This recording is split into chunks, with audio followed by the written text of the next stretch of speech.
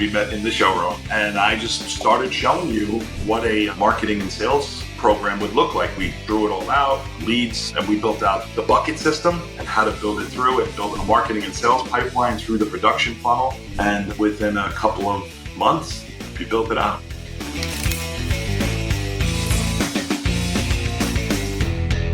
All right, we are live. This is Jonathan Weinberg, co-host of the new podcast, Build to Win, Tools and Tech for the Smart Contractor. I'm here with my co-host, John Kolbaska. John, do you want to introduce yourself? Yep, John Kolbaska, owner and operator of Windows and Doors by the Men with Tools. So let's talk a little bit about what this podcast is all about and why we're doing it.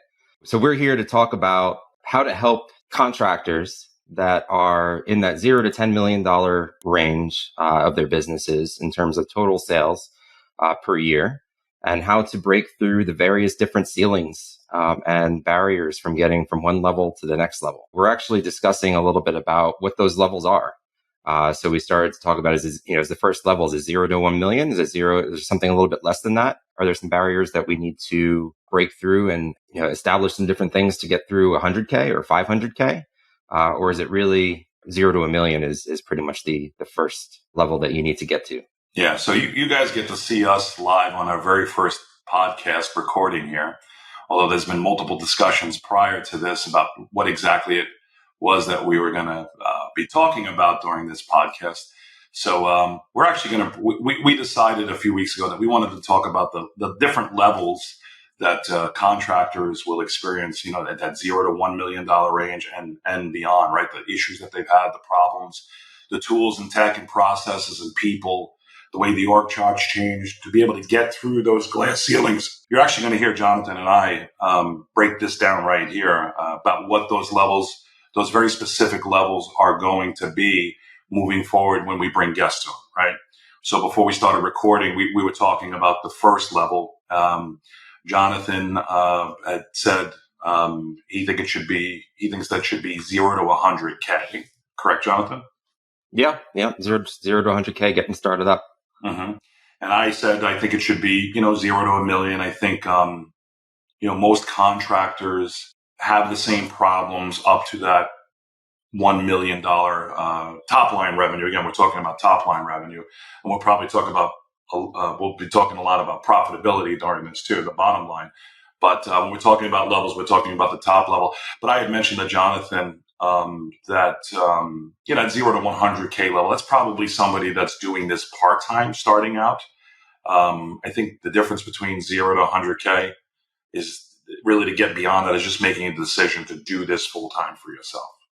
In most cases, unless you're doing small services like a handyman or whatnot. But I think most remodeling contractors, that $0 to $1 million level is the issues and things that the challenges that people face. I think they're pretty much the same.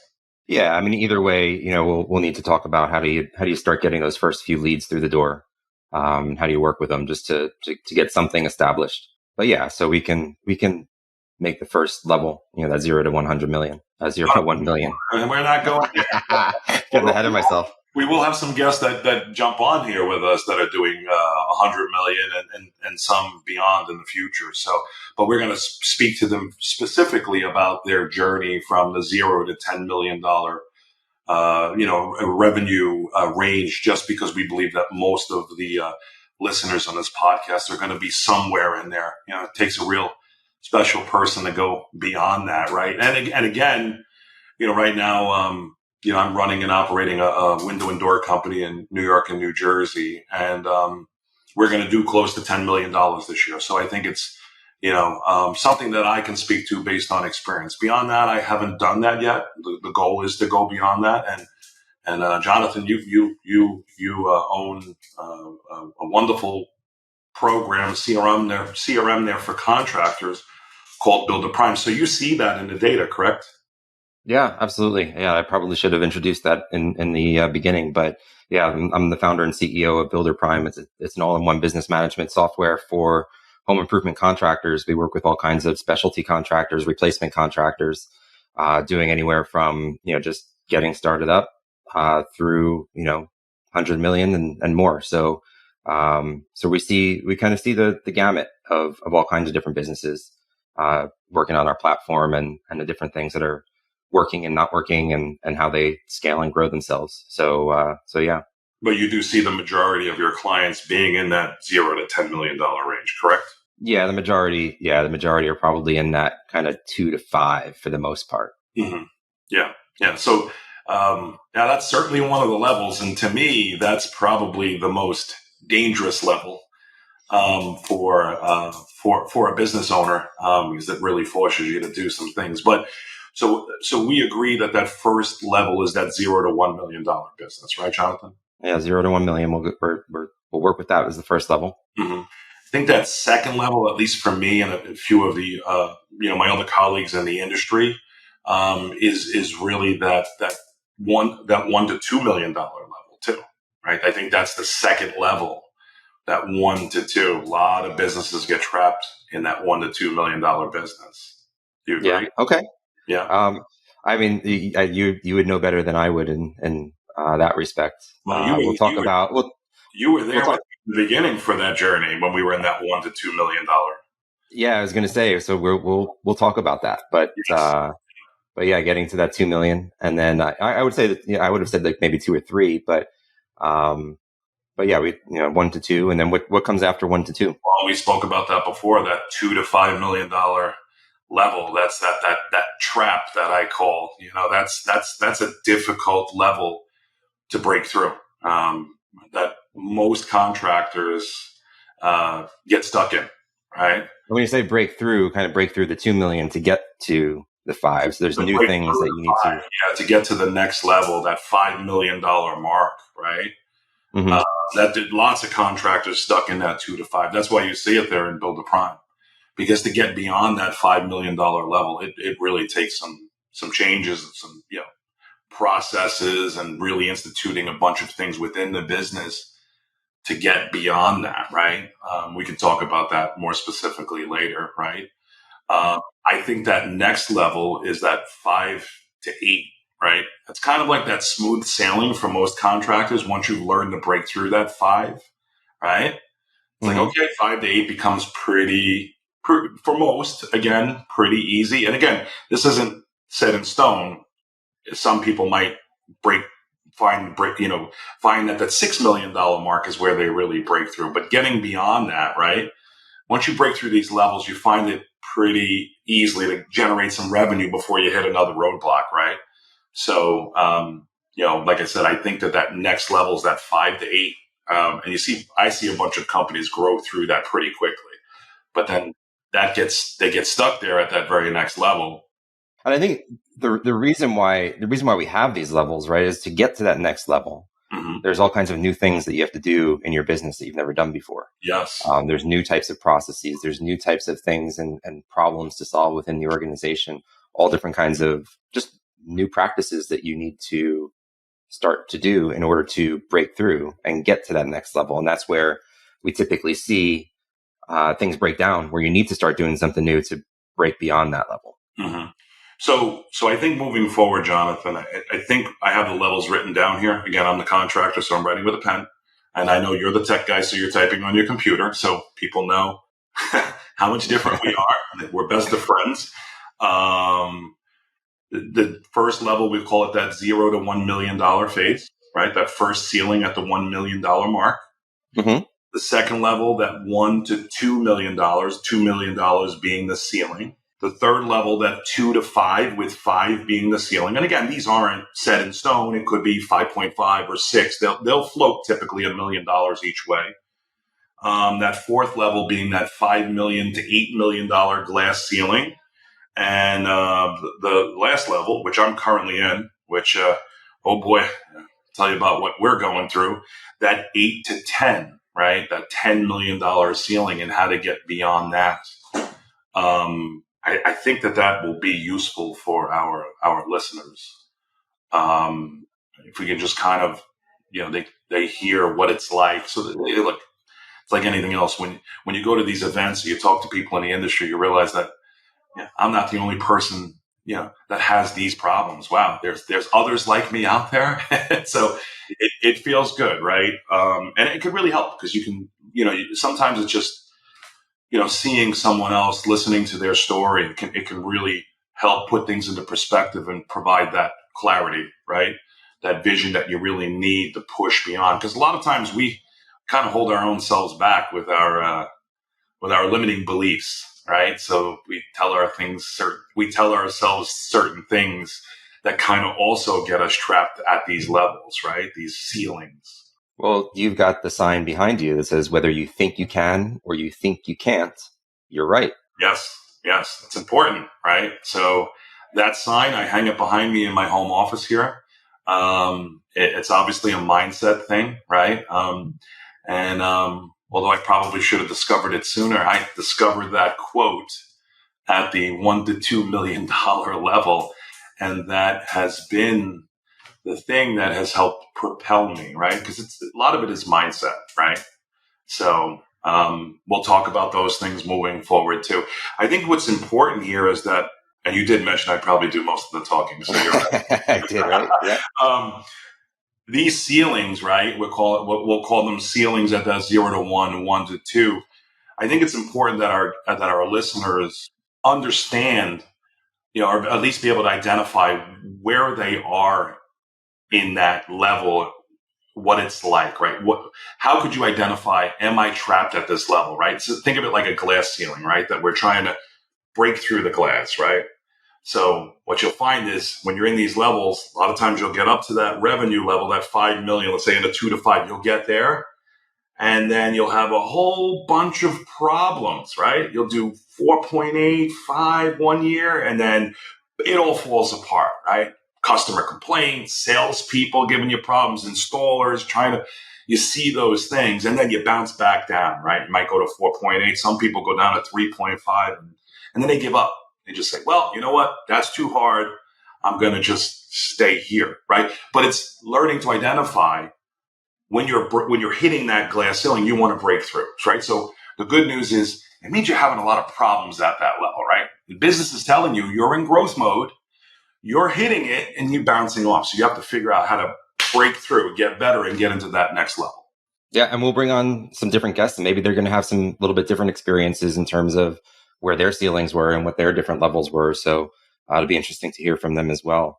But maybe it would be good to just give the listeners a little bit more detail about our stories and where we started, where we came from, and where we are now, just to kind of give that background and understanding of what our experience is and how we can help. Did you want to start, John? Yeah, no, I'll start, and then so I'm a third generation contractor. That means my grandfather, my father were in this business, and then I got into it by default, out of necessity. I don't have a college degree. Kind of got into the business full time right out of high school, working with my father. So my father had a similar company with a few employees, and I got into the business when I was 18 years old. Worked with him for about 10 years doing the thing, right? Actually installing. So my background was production. So for the first 10 years until I was 28, 30 years old, all I knew was, how to install a window, how to install a door. I didn't know how to be a business owner, right? I was the typical contractor, the guy, the technician that could do the thing. And then 30 years old, my father retired, and I opened my first company. Right? So, okay, that's it. Now it's time to open my first company. This was back in 2007, and windows, doors, and hardwood flooring. Right? I grew that company after about 2 years to the $1 million level. Signed on with the installation services for lumber liquidators in New York City and New Jersey, and ran that company for about 5 years, 6 years. Bounced off of all of these ceilings. I made no money. Right? I was busy, just busy being busy. I was lucky to have made $200,000 in a year, doing a lot of top line revenue, a lot of installs, but made no money. So didn't know what I was doing. Said, you know what? I'm finished. Sold that company in 2013. Was lucky to sell it, Jonathan, knowing what I know now. I mean, that company, I can't believe someone purchased that from me. Very little EBITDA, any type of profit. It was all SDE, which means I was just paying myself a salary. And I sold it. I sold it for $300,000. I can say that now, 11 years later. Not much money, but back then, I'm 33, 34 years old. I thought I was rich, right? So I'm like, hey, I'm going to go home and I'm going to spend 6 months with my wife, right? Because I've worked hard these last 6 years. And, in the previous company, Jonathan, I was working Monday through Sunday, right? There was no time off. I had my first daughter, she was young. She was 4, 5, 6 years old. We had a second one that we were expecting on the way. I'm just going to go home. I'm going to relax. I'm going to take it easy for 6 months. So before we go further, though, just a little bit about what you were doing with the flooring company and lumber liquidators. You were actually installing as well, or were you selling jobs, or what were you doing? So I started out installing, and then after a while, the sheer volume of installation forced me to go and step out of the installation department and try to run a business. And at first I thought I knew what I was doing. I was hiring installers, pretty much anybody that told me they could do the thing, right? That they could install the floors. Made a ton of mistakes. And I was the marketing guy, the sales guy, the finance guy, everything, right? I think I had a secretary in the office. And then as we grew, I'm like, let me add another secretary. And I hired a few sales guys, and then I stepped out and become the sales manager. Had no sales system. Just go out, sell it, email them a quote for the installation services, because we were providing the installation services. Wasn't tracking closing rate. It was like, okay, you got this many deals this month. It's just like, okay. I had no clue what I was doing. I was just operating by the seat of my pants. All right, so let's fast forward back again to you sold the business. You're going to take 6 months off, spend with your wife. Hilarious. So after 2 weeks of being home with the wife, not knowing what to do with myself, I guess, talking to her and just being around that much, we started to butt heads. So she said to me, she said, you got to go back to work. 2 weeks. And I said, you know what? I said, you're right. So this is the lesson, right? Immediately I said, okay, so let me go do what I know how to do. The thing was, I couldn't be in the flooring business for 5 years, right? For $300,000, I gave away the right to get back into the flooring business. How silly when you look at it now, but either way. So I know how to do these windows and doors, right? So I made the same mistake, right?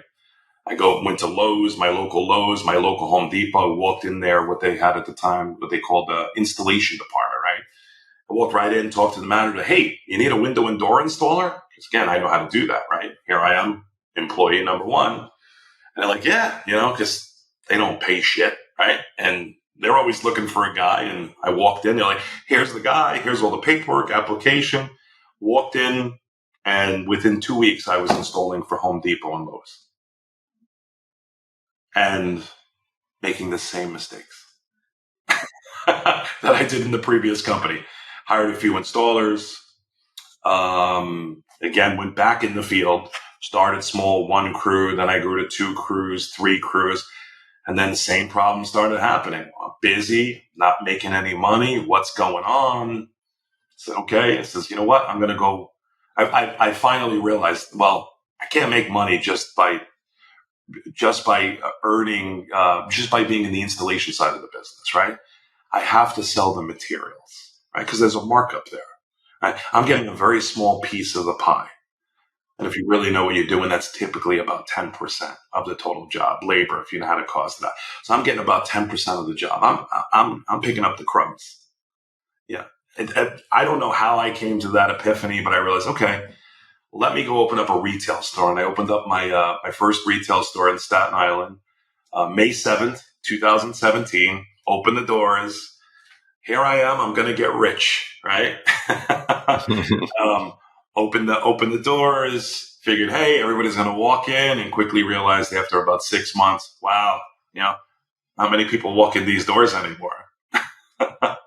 So, and then this is kind of where you and I had met, right? I was, around the $300,000, $400,000, $500,000 mark.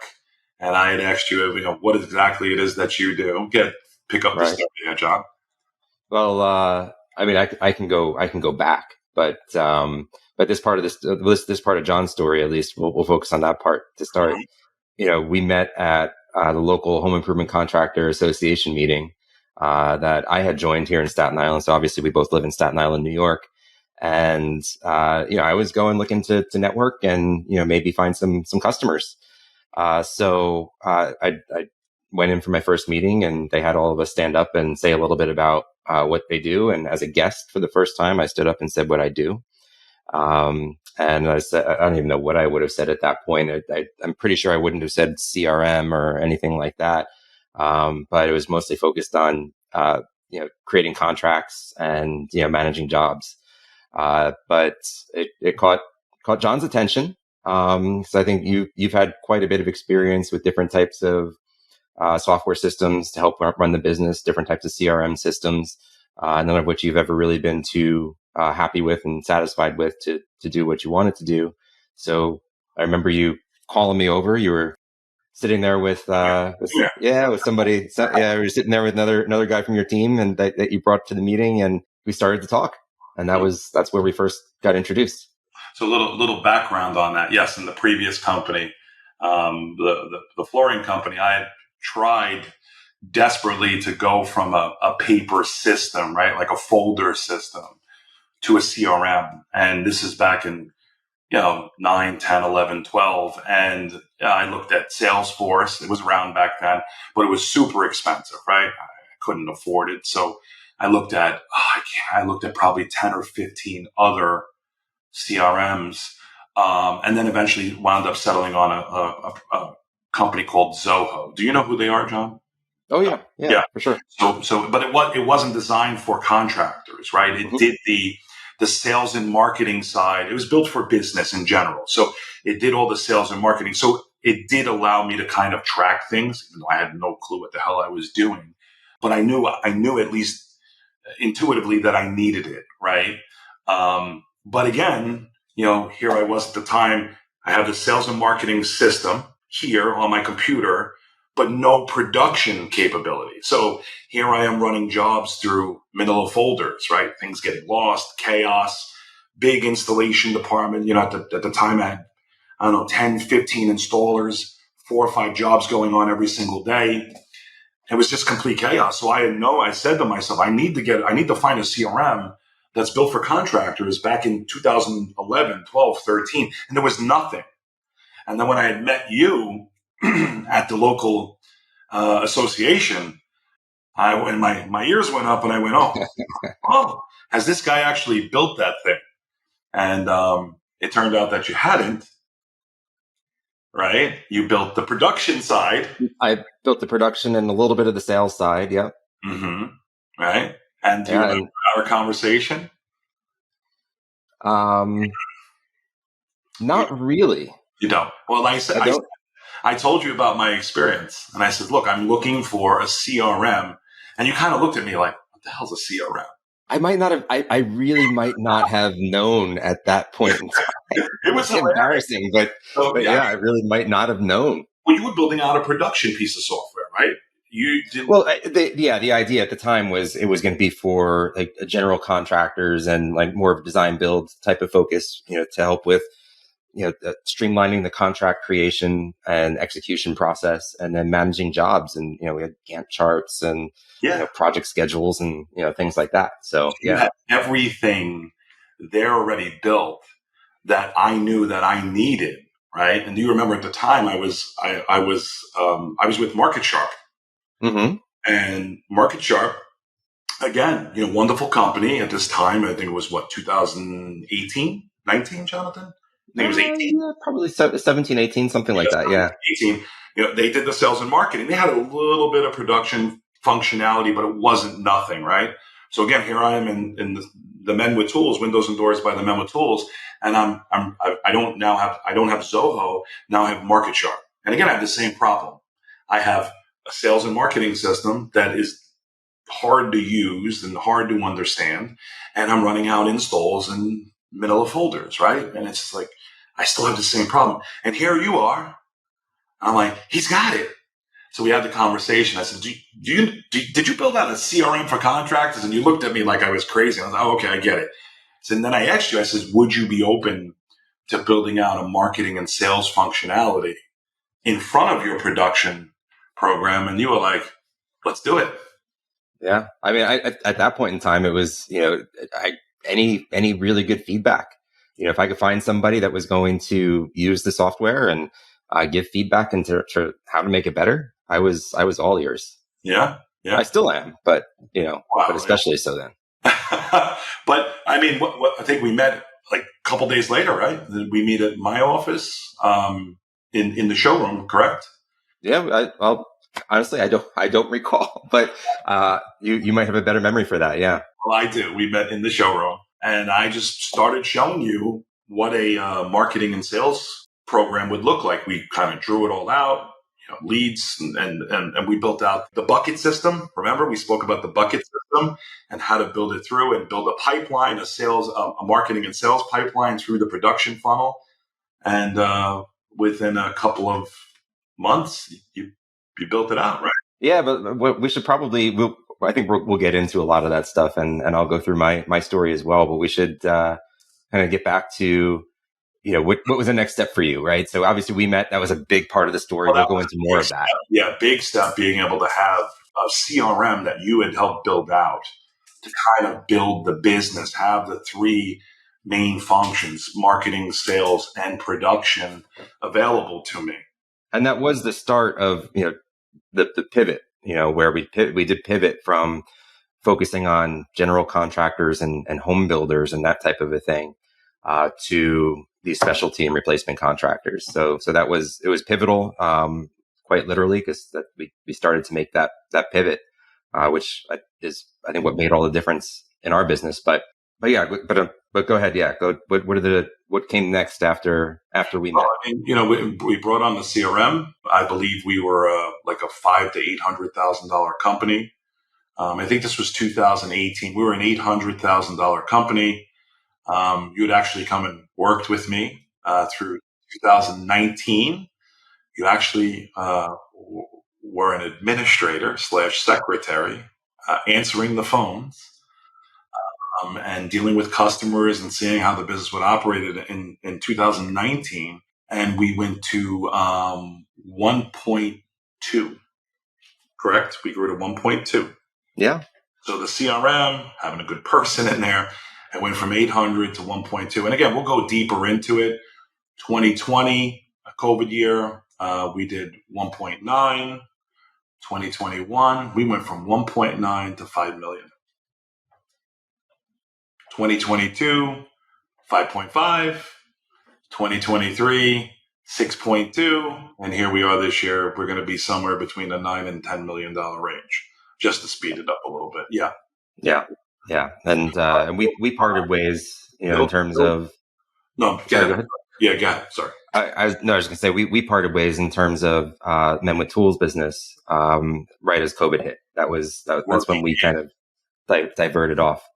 But we had actually discussed what that would look. It's just to back up. Do you remember 2019? You and I were together, and we traveled to that first Accelerate event in Sunny Isles, Florida. I was just talking to my team about it the other day. Yeah, that was incredible, right? It was just, I was a small business, you were a small business, and we walked into this event, and we saw all of these people doing $5, $10, $20 million, and it was just like our eyes were like wide open. Do you remember?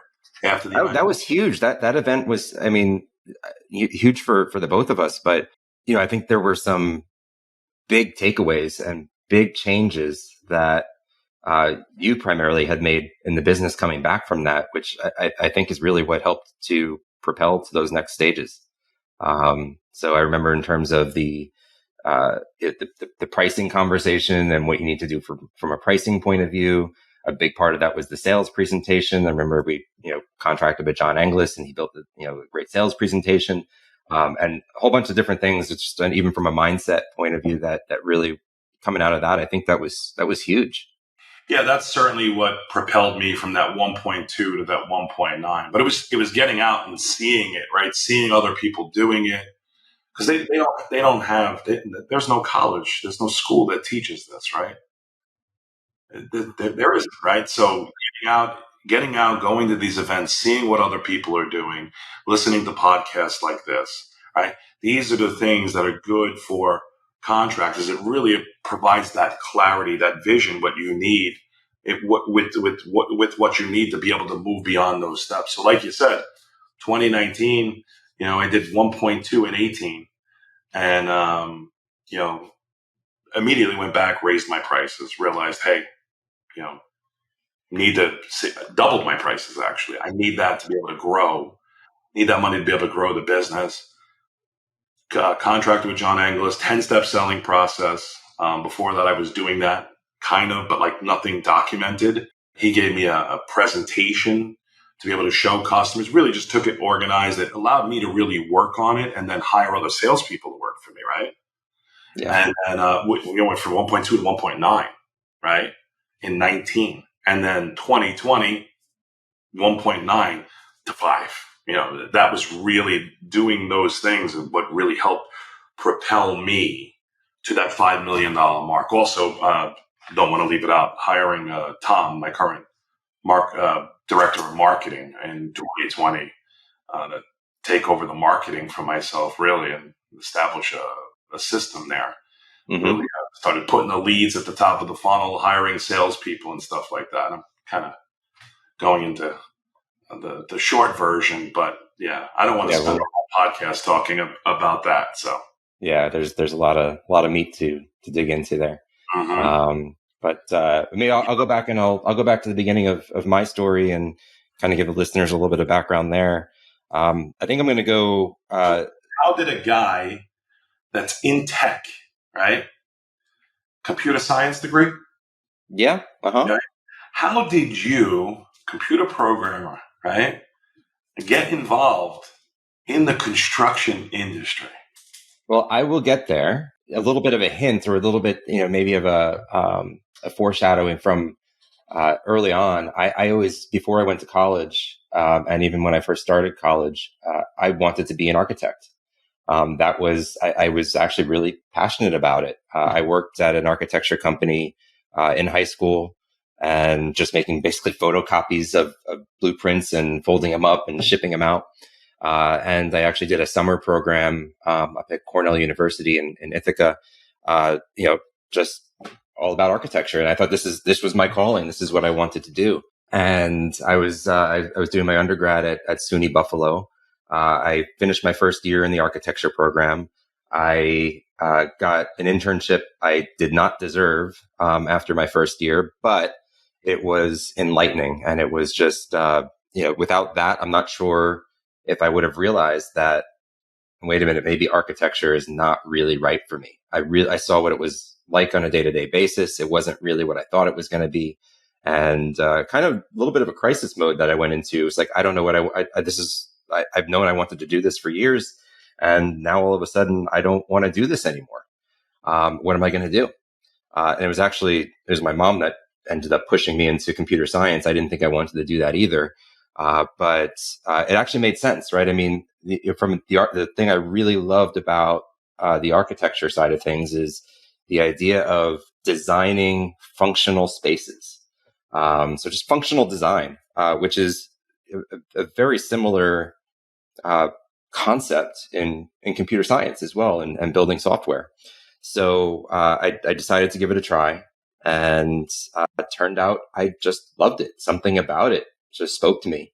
And I continued on with that for the rest of my undergrad. And I decided that I wanted to go to grad school, specifically for a very specific type of program that combined both business and computer science. It was actually called a master's in e-commerce at the time. And e-commerce was kind of a dying thing at that. That was after the dot-com boom, and it kind of had a little bit of a negative connotation. Not so much anymore, but the concepts of it were still extremely applicable to just software for business.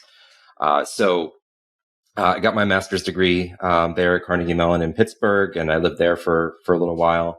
Ended up moving back and forth between Pittsburgh and New York a couple of times. But yeah, I started to work. I went right after that. I got this, this great job in financial services, working in information technology, and was able to work my way up through, management, relatively quickly. I ended up spending, 12 years there. But I always had it in the back of my mind. I always wanted to start my own company and do my own thing. That was always the dream. And I would have conversations with, my college buddies, even well after, graduating from college. And, we talk about business ideas and things that we might end up wanting to do together and things like that. But yeah, that dream never died. And, the next part of the story, I guess, is 2011. My wife and I had bought our first house in Pittsburgh, Pennsylvania. And the first thing that we did is we couldn't stand the way the master bathroom was in that house, and we had to get it taken care of. So the first thing we did was we found a contractor, home improvement contractor to work with to renovate the bathroom. Did you hire the first contractor? No. How many contractors? Yeah, how many contractors did you meet with? We got 3 estimates. And cool. 3 estimates. Yeah. This process of getting the estimates was actually a huge kind of input into my ideas for how to build the first version of the system, because there were some really, really good things and some really, really bad things.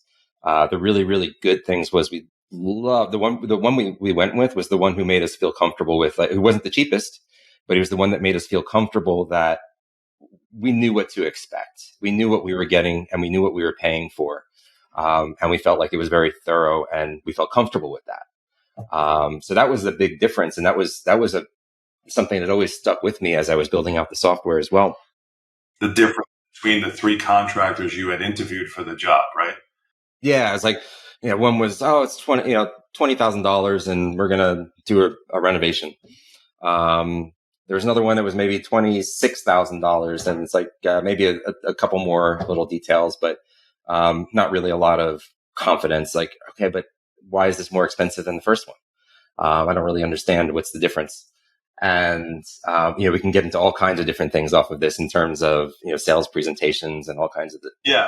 But you were able to identify like what that process is like, right? Just the different experiences between the 3 contractors, just from a homeowner's perspective, right? Yeah. And I don't recall if those were the actual prices or not. Yeah. I think it was somewhere in there, but I remember that the one we went with came in somewhere in the middle. I think those 2024 prices that you're quoting out there, Jonathan. Those are 2024. You know what? It was. I'm not a bathroom guy. But you went with them. So we went with that guy, and overall just super satisfied with the whole thing. The part that I didn't like, right, was the manual nature of signing the contract. He sent us a Word document that I had to print out and sign and scan and then email back, and then he had to do the same thing. And it was just, that friction. I almost didn't do it, right? Because it's just there's that extra friction in that process of just signing the agreement. So that was another big factor in all of it as well. But that was one thing I didn't like. The other thing I didn't like was I thought the communication and the scheduling was a little bit lackluster, right? It didn't really know when things were starting, didn't really know what the schedule was going to be, when the guys were showing up and when they weren't. And the contractor that you were confident in. Yeah. And overall, we trusted him. Like, he's a great guy, and we trusted him. And it's just, but there was a little bit to be desired in terms of the customer experience and the communication side of things. Mm-hmm. So that's why it's like, okay, well, we're gonna, the idea came as far as the contract execution and the contract creation and execution process, and managing jobs and schedules and communication around those things. That's where it started. But that's also where you asked me, how did this, techie guy with a computer science degree, get into home improvement? And that's how, I fell in love with it. I loved every minute of watching that renovation. And I just thought at the end of it, we were just so ecstatic about it and thrilled with it. And this is my calling. right? I know I want to start my own business at some point. You mean you were going to pick up a hammer and start? I thought about it. I did. Did you really? Yeah, I thought about it. But oh man, these hands here are not. They're not the manual labor hands. You know, it's not my. It's not. Yeah, it's just not my. It's not my forte. Even as much as I would try, it's not my forte. But it did make me start to think about, well, what were the problems that we did experience? What were the good things and the bad things about the experience with our bathroom remodel? And if I were to start this company, what type of software would I want to make things more efficient and just to be able to run this business and do it efficiently? And that's really where it started. I developed a real passion for home improvement. I just thought it was just the coolest thing. And if I can combine that with computer science and just software engineering, when we would always talk about different business ideas, it was always like, oh, let's just do something new that's never been done before. What are some new ideas that nobody's ever done before? Software business management for a particular business isn't something, totally brand new or anything like that. But it just spoke to me. But to be fair, you did create the first CRM once you knew what a CRM was. Well, the first all-in-one's like a CRM focus system that had all of the CRM big pieces. For contractors. Yes. Yes, you did. Well, there might have been a couple other CRMs for contractors, but not. I looked far and wide for years. That's why when you and I had met at that meeting, I went, you. I've been looking for years. I may be mistaken, and if someone sees this podcast and they say, "Hey, I had this for back in 2008, 9, whatever," please email us, call me out on it. Well, I think Market Sharp was around, Lead Perfection was around, and some of those. But they did not have the production capacity, functionality built out that you did. They just didn't have that level of detail. Right. So. All right. So that was 2011, right? And I didn't do anything with this for 5 years. All right. So until 2016. So I'm still at my financial services job, and 2016 rolls around. It's never the right time. We had our first daughter. And we had our second daughter. We moved back from Pittsburgh to New York City again to be closer to my family, and it was when we finally found the house, got the mortgage, and closed on the mortgage and moved in. That was it. I quit my job and put in my 2 weeks notice and went full time with Builder Prime. And you have an awesome wife. Jackie was totally on board with that too. She supported it, right? She did.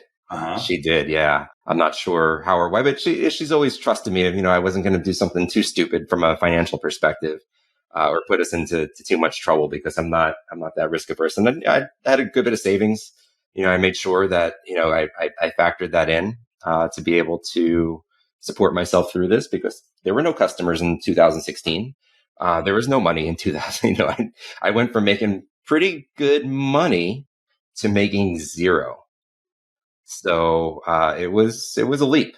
So you went from making more than $150,000 a year? Yeah. Okay. Yeah. To zero. Wow. It was a little bit of a shock. It was a shock to the system. Jackie is a good woman. She is. She will actually appreciate you saying that, because sometimes when I'm telling the story, I leave that out, and I shouldn't. Well, she's like, you didn't talk about me and how I supported you through all. Well, you did, because remember, I went home for 2 weeks and I had to go back to work. Yeah. Yeah. So no, she was huge throughout that, and she was continuing to work a full-time job, and had the health benefits, so we didn't have to worry about that side of things and all these silly things that people have to worry about when they're trying to start businesses. But so we had that as well. So that was a little bit of a fallback, but her salary alone couldn't support our new mortgage and everything else for forever. Right. So it wasn't going to last forever. So 2016, you started zero. Yes. What was that journey like? Like I said, it was a shock to the system. One that I didn't expect either. I knew what I was doing, but when I started to stop, when the money started not coming in, and you start to see the bank account go down, and the balance go down. Scary. It was a very uncomfortable place for me. Very stressful, very uncomfortable, and it just brings up all the doubts. So from 2016 to 2018, there's a 2-year period there from when you had started till I had met you, right? Yeah. I know we jumped ahead and we spoke about how we met. So fill us in from that 2016 to 2018 period. What was it like? How many customers did you acquire? What'd you do? What'd you build? Yeah. So my focus was on just building the product for the most part, and I actually, my very first customer, I got introduced to. It was in 2017, so it wasn't until like May of 2017, something like that, May or June. And I wasn't your first customer? No, sorry to say. What number was that, John? I have to go back and look. I feel like you were definitely in the first 10. Oh my God! I think maybe it might have been 3 or 4. Oh my God! See, and all these years I know you, and I never asked that question. I'm so disappointed right now. Really? Yeah. So my first customer was it was a friend of my uncle that he introduced me to. Family. And he was a general contractor, and I was just looking for some feedback. I went into the call not expecting anything. Just he offered to check it out and see what I got and see what I built so far, and give some feedback. And at the end of it, he's like, "Oh, can I use this?" I'm like, really? Yeah, okay, sure. So yeah, that was my very first paid customer using Builder Prime. And it was just, oh man, it was just such slow going after that. Basically relied on SEO, people finding the website, which we really had no kind of, we didn't really have any kind of SEO ranking at the time. But every once in a while, somebody would come in. I was trying to, find other local customers, like going to the HIC meeting where we met. But yeah, it was just so slow going. I mean, I wasn't making any money. The business was making no money. I was making no money. I made nothing until the start of 2019, probably. So from September 2016 to January 2019, I made zero. So that was my income. So after you had met me. Yeah, so 2019. So this is when so it's right before the start of the year in 2019. You were in need of somebody to come in and work in the office, and you called me up. Your story is, or your memory of this, I think, is a little different than mine. I seem to remember a little bit more, a few more phone calls, a few more kind of, you had to work on me a little bit. I had a pitch, yeah. You had to work on me a little bit, because it was at first. I didn't, it didn't, no, I'm working on my business. I'm not, I got to get this all, I got this little bit of traction. And every time I get this little bit of traction, it's like, all right, let's just build on this. Let's build on this. I think the first conversation went like that. Jonathan, yeah, I let go of my secretary. I need a secretary. You know, it would be a really good idea if you come here and you work in my business, and then you can use Builder Prime and you can be my secretary. What do you think about that? I'll pay you. Then you were like, yeah, I don't think so. That was kind of like the first conversation, right? Yeah, for sure. And I think there were at least a few more where you pitched me a couple more times. I saw you on the first one. Come on. It wasn't the one call close. I'm sorry to say. Oh man, it took some effort. Yes. Yeah. So, but then I kind of started coming around to the idea of two different things. One is, all right, well, you're going to pay me to be there. And it's starting to get pretty uncomfortable from a financial perspective, my own personal savings. And that can maybe get me over the hump. Then the other thing that I started to think about was, all right, well, you know what? I can get firsthand experience in the business using the software. And, that can't be a bad thing. So, all right. Well, why don't we try this out? Why don't we try? Let's see what happens. And I said yes. So I think it was just after the start. It was like right after New Year's 2019, and started working with you and sitting in January a 4th. showroom. January 4th, right after the New Year. Yeah. That was the start date. Yep. Yep. Yeah. The first business day of 2019. Mm-hmm. And sitting in the showroom, showed me the ropes, answering phones, setting appointments. Eventually got into some other things on the production and operations side, and did a little bit more of that stuff as well. But at the same time, I was answering phones, and then when I wasn't answering the phones or setting appointments and doing things like that, I'd take my laptop back out and keep coding as I'm using it, right? Of course. So that went on. So that was 2019. I was doing demos. I was doing a little bit of coding. It's basically working 2 full-time jobs. It was a lot, right? But I was doing what it took, whatever it took to get it done. So what did you learn? What did you learn working in my office? Like all the other owners of the CRMs in our industry, there isn't one owner that can say, I spent 1 year inside of a construction business working on the day-to-day and actually using my program. What did you learn?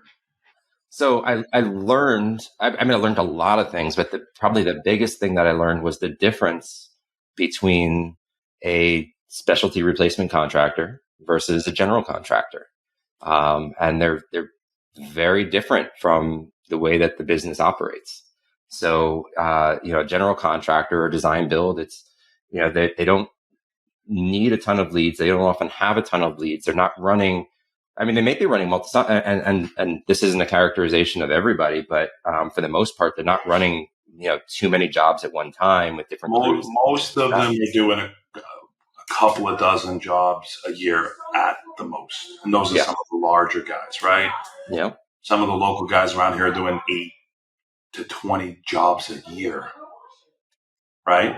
Some of our local GCs that we know through the association, and they're busy all year round. Yeah, and they're big jobs. They might be $100,000 jobs, $500,000 jobs, whatever, right? But it's a different business. It's a different way of operating. It's from a software and technology point of view, what they need is more of the in the field stuff. They need ways of managing their subcontractors and making sure that the schedule is is set up right, and they're not they're tracking and following to the schedule.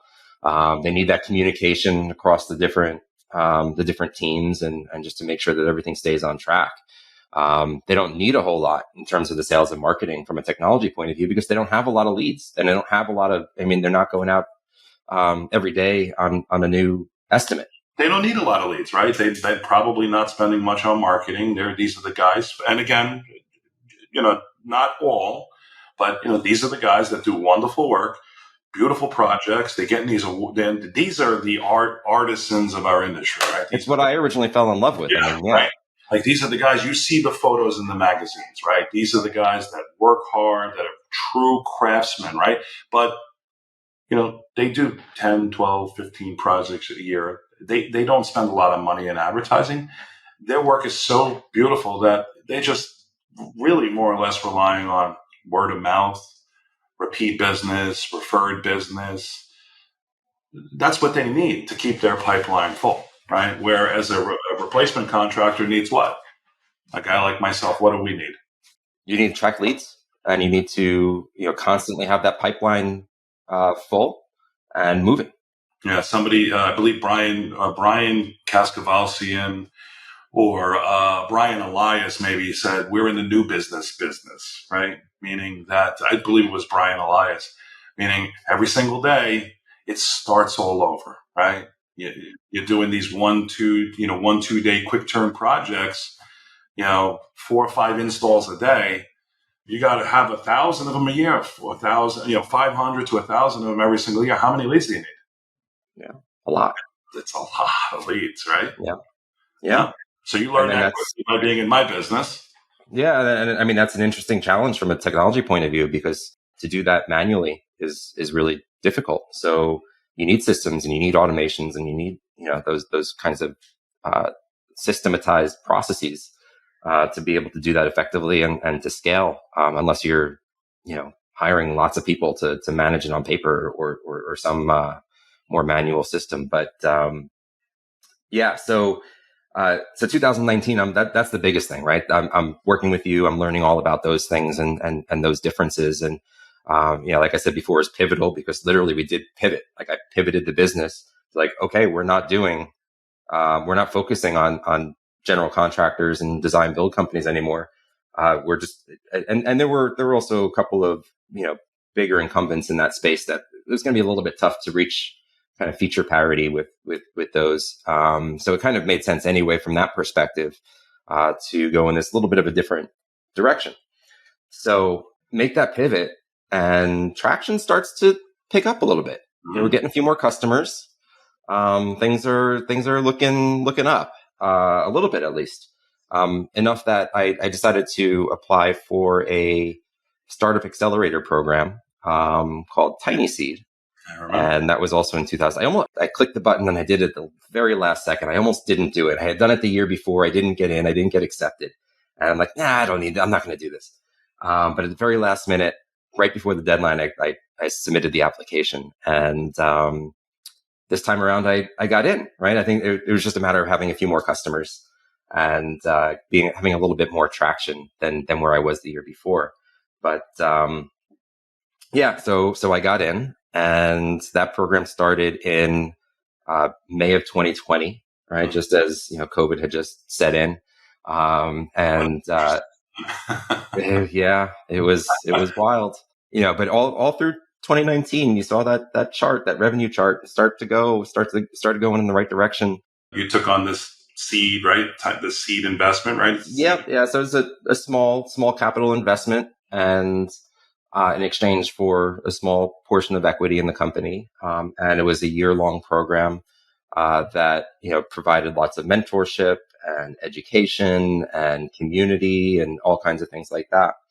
So but it's started. So 2019, it was around March when you and I kind of parted ways from the Men with Tools perspective, right? And 2020. May started. What's that? March of 2020. You said 2019. Oh, I'm sorry. Yes, March of 2020. March of 2020. You worked with me for over, it was 14 months, correct? Well, 15, yep. Yeah. Yeah, 15 months, yes. Yeah, 14 and a half, I guess, if you want to be technical about it. But yeah, so it was March of 2020, which when we parted ways from the Men with Tools perspective. And then May, I started full-time. And I started back full-time with Builder Prime. We took a little bit of dip in revenue when COVID first hit in. Like the chart you could see goes down just a little bit in April. And I started in Tiny Seed in May, and it just continued to go up from there. COVID certainly helped, I think, in terms of the boom that was going on in the home improvement space. But we were doing the right things, and we were getting better, and I was getting new customers. So 2021. 2020. So it was late 2020, October 2020. I hired my first employee. So that was a big thing. And then, through 2021, what's that? Jesse? Jess. Jess. That's right. Yeah. Yeah. Still with you today, correct? He's still with me today. Absolutely. Yeah. So he came in that's exciting. We spoke about that. Yeah. Boy, I was like, wow, congratulations. Yeah. Yeah. Yeah. Yeah. So he came in as customer success manager. He's doing a little bit of a sales role as well. I didn't really think of it as much of a sales role at the time, but it was. And, so 2021, continuing to grow. Things are going in the right direction. Hire a few more people. Yep. How many people were working with you in 2021? How many people did you add on from Jess? In 2022, so I added 2 additional customer success managers in 2021, So and a developer and a marketing manager. So the customer success manager were really more or less selling and onboarding and taking over the demos and doing that. So they were once you received the lead, they kind of handled it from there all the way through. Yeah, and I think I was still doing a lot of it as well. I think we were both kind of doing it, So, but that was. You were always busy. Yeah, and you were also doing the programming too. Oh yeah. Yeah. I still do a little bit, but So you had at 2021, you had 3 customer success managers and a programmer and a marketing person, correct? And what was your, if you'd like to share, like what revenue in a range, like where were you? What did, or if you want to say revenue or customers, right? Because you're starting to talk about the growth after the tiny seed funding, so people are starting to see how Build a Prime grew, right? Yeah, so I have to go back and look. I'm gonna pull it up right now. I can pull up the chart. Let's see. You have a chart, okay? I do. So, and I can get this info from my company, right? In Build a Prime. you absolutely can. I can. Yeah. So with a SaaS software business, it's a little bit different. But 2021. So 2020, you had yourself and Jess, right? 2020, yes. 2021, you added 2 more customer success managers in the department with Jess. Yes. You had a marketing person and a programmer yourself. So you had a team of 6, including you. Yes. Correct.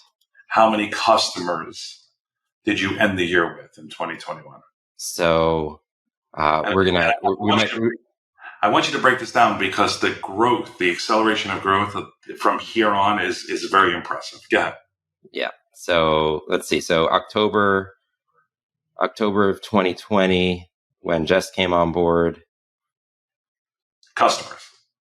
I'll talk. I got the revenue chart up right now. Oh, good. If you want to talk revenue, there you go. So we were doing $183,000 in annual revenue. $183,000 a year. Yep, an annual recurring revenue. You hired your first employee on that revenue, John? Yeah. Jackie's a saint. Go ahead. 2021. Go ahead. All right. So then, 2021. By the end of 2021, let's go there. That's when we had 6 employees. And at the end of December, we're almost at $500,000 in annual recurring revenue. Impressive. Okay. So not bad. Going the right direction. 2022, end of the year. How many employees do you have now? 2020. Oh man. So it's 2024 right now. So we raised some more money in 2023, and that's when we really started to accelerate. But I think we're in 2022. Yeah. How many employees? So up until like you raised the money. June of 2023. From that point, from October 2020 to June 2023, we were just 6 of us, really. I think it was just 6 of you. So there was still 6 of you in 2022. In 2023. Okay, but we're still in 2022. Yes, but yes. What was the revenue at the end of 2022? The revenue at the end of 2022, we had broken the $1 million mark, so we were at 1.26. So, quick math, that's 100% growth in a year. More so, yeah. Okay, good. I'm just doing quick math. I don't have a calculator. Yeah. 2023, you took on that investment in June, correct? You had 6 employees, right? Right. You got some money. This is the current investment company that you're working with, correct? Correct. Yeah. So we raised the Series A, which was just a funding round. So we brought in a little bit more significant amount of money than when we did with Tiny Seed. So you've got to take some money in, right? You got to cash personally too, right? So now I did. Yep. The financial burden is kind of lifted off a bit. Yeah. Right. Yeah. And that definitely, because I'm still underpaid, from a salary perspective by a significant amount. I still make way less than I used to make, working in financial services in 2016. You were a paid secretary for a year. Don't forget about that. I will never forget. Was that $22 an hour, Jonathan?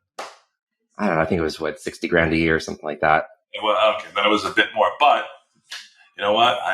I've got a hell of an employee for a good price for those 14 or 15 months. Anyway, 2023, you're in June. You get your investment, right? Obviously, there's some money there. Series A, you called it, correct? You raised you raised some OpEx, right? Some operating capital, right? Yeah.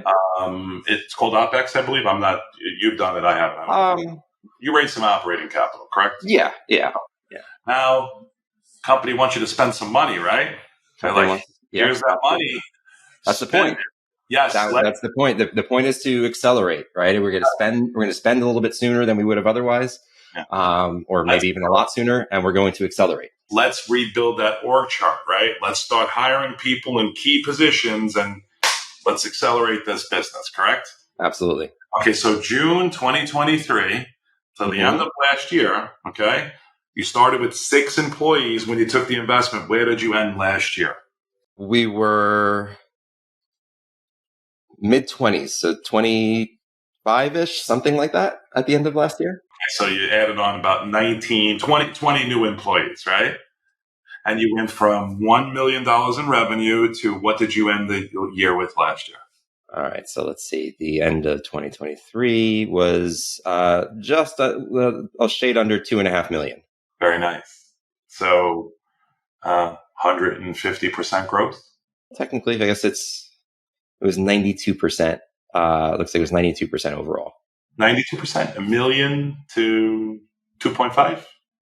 It was like 1.2, a little bit more than 1.25 to a little less than 2.5. It is very impressive. Okay. Now, 2024, where you are today.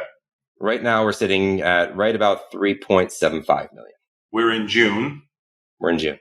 You have, we talked about it before, how many employees approximately? It's a little north of 30. Little north of 30. And you're at how much revenue year to date? Well, it's not year to date. It's annual recurring revenue. So it's a little bit different when it comes the way we look at it from a software business. You're projecting what was it, the number? Well, it's in terms of recurring subscription revenue, it's 3.75 million. You're expecting 3.75 at the end of this year. If everybody stayed on, if we got no new customers and we lost no customers. You lose customers, build the prime? No, man. Every once in a while. Really? So if we don't gain any new customers and we don't lose any customers and everybody stays paying exactly the same amount, they don't expand or contract, in 1 year, from today till 1 year from now, we'll make 3.75. So what are you expecting? What are you expecting at the end of this year in revenue? What are your projections? Do you know? Is that something you're operating obviously by the annual recurring? Again, you're SaaS. I'm a contractor, right? We're shooting to make this a 150% growth year. Okay, which would bring you to what number at the end? 6.25. 6.25. Are you going to hit that?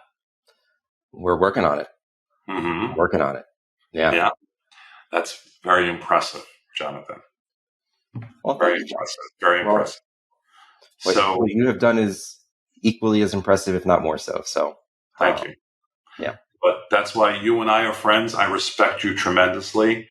I think, Jonathan, you told your story very well. Me, kind of bit scatterbrained. It doesn't matter.